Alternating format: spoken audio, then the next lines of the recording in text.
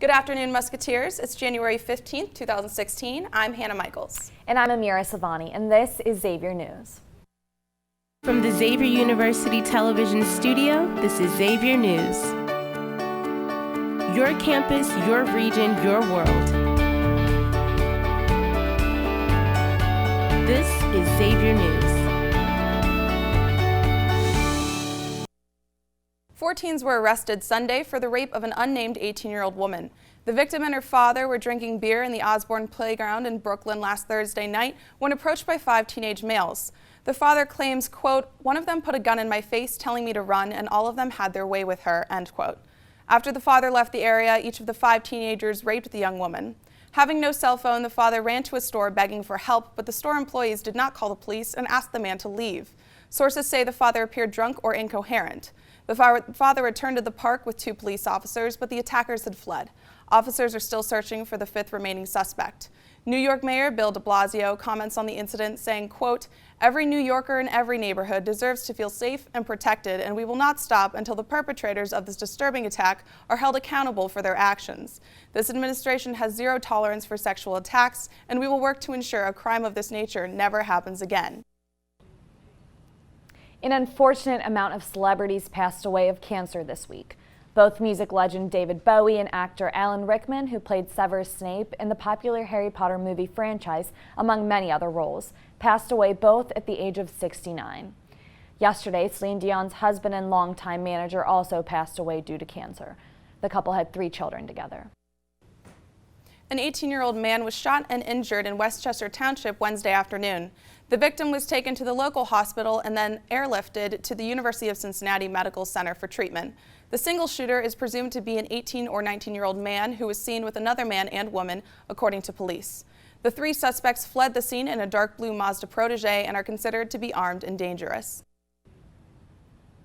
President Barack Obama made his final State of the Union address earlier this week. His speech was full of what he has done so far during his 2 terms and what he can further in the last year. President Obama summarizes his presidency saying, quote, "Changes in our political process in not just who gets elected, but how they get elected. That will only happen when the American people demand it. It will depend on you. That's what's meant by the government of, by, and for the people. What I'm asking for is hard. It's easier to be cynical, to accept that change isn't possible and politics is hopeless, and to believe that our voices and actions don't matter. But if we give up now, then we forsake a better future. Those with money and power will gain greater control over the decisions that could send a young soldier to war or allow another economic disaster, or roll back the equal rights and voting rights that generations of Americans have fought, even died to secure. As frustration grows, there will be voices urging us to fall back into tribes, to scapegoat fellow citizens who don't look like us or pray like us or vote like we do, or share the same background," end quote.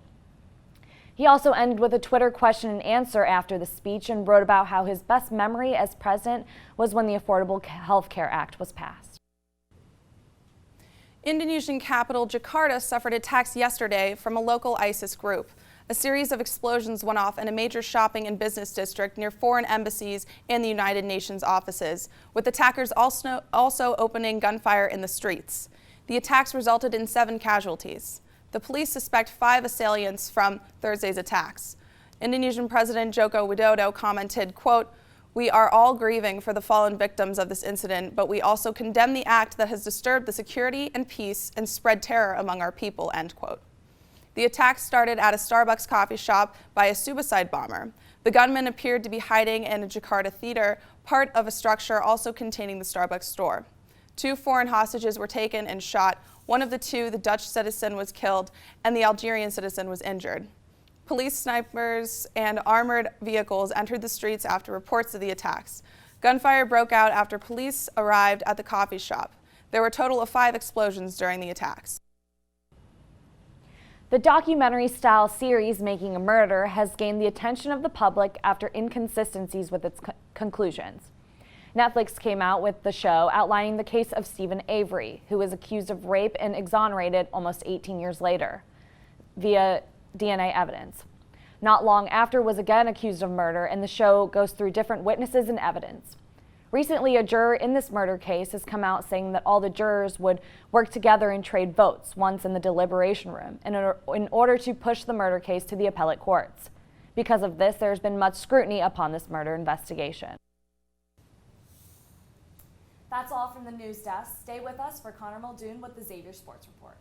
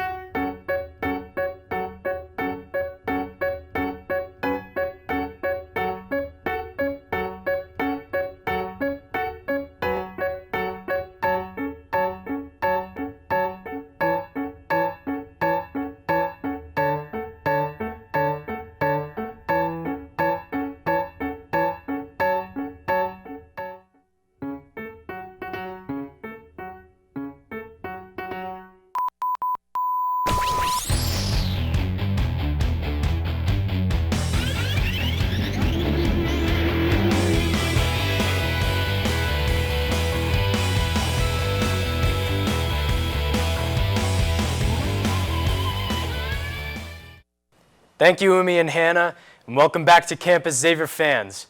Second semester looks like it'll be an exciting time to be a Xavier student, especially if you're a fan of Xavier athletics. First, let's take a look at the women's basketball program, who has posted a 13-3 overall record and a 4-1 conference record so far. Led by Brianna Glover, who was just named to the Big East Honor Roll this week, the Musketeers have a busy weekend. They'll be playing host to Marquette tonight at 7 p.m., which will be broadcast on the Big East Digital Network. And on Sunday, 25th ranked DePaul will visit the Cintas Center. Game time is 2 o'clock and will also be broadcast on the Big East Digital Network. Diving into the pool, sophomore Paxton Drew was named Big East Swimmer of the Week by Team Unify and CollegeSwimming.com. This honor came after winning the 100-meter backstroke with a time of 57.79 seconds, also winning the 200-meter backstroke in 2:04.49 against IUPUI in Ball State last Friday. The next time Drew will see action will be on January 22nd at Duquesne against Ohio. And back to the hardwood, men's basketball have consistently stayed in the top 10 in the AP poll for the last few weeks, currently sitting at number 7. With top-ranked Kansas, third-ranked Maryland, and fourth-ranked Michigan State losing this week, there's a great possibility the Musketeers can move into the top 5 for the first time this season. After a blowout win against DePaul earlier this week, led by Trevon Blewett, who posted 24 points and went 5 for 11 from behind the arc, moving up in the polls is a very strong likelihood for Xavier. Xavier will, however, have to have a strong showing tomorrow afternoon against Marquette in order to solidify a jump in the rankings.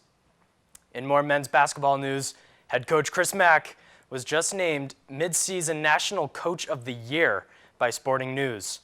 Being the second winningest coach at Xavier, tied with Skip Prosser, and bringing his team that was picked to finish 4th in the Big East, and being now ranked 7th in the country, Coach Mack has caught the attention of everyone in sports media. And this seems to be a well-deserved honor for a man who truly cares about his players and the university his team represents. In NFL news, we will see the divisional rounds of the playoffs this weekend. Saturday's games, you can see New England Patriots play host to the Kansas City Chiefs, and Green Bay will be in Arizona.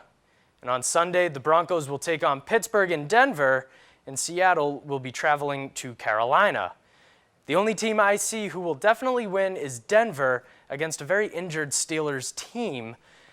My other predictions, those include Arizona squeaking by Green Bay, and I have a weird feeling that Russell Wilson will make proper adjustments and defeat the highly talked about Panthers. The best game of the weekend, I think, will be in Foxborough. It would be weird for me to pick against the Patriots when they're at home, especially in the playoffs, so I'm not going to do that. New England beats KC in a barn burner of a game, and New England travels to the Mile High City for the AFC Championship. And that will wrap it up from here in Brockman Hall. On behalf of everyone in the studio, I'm Connor Muldoon. Enjoy your first weekend of the semester, and let's go X.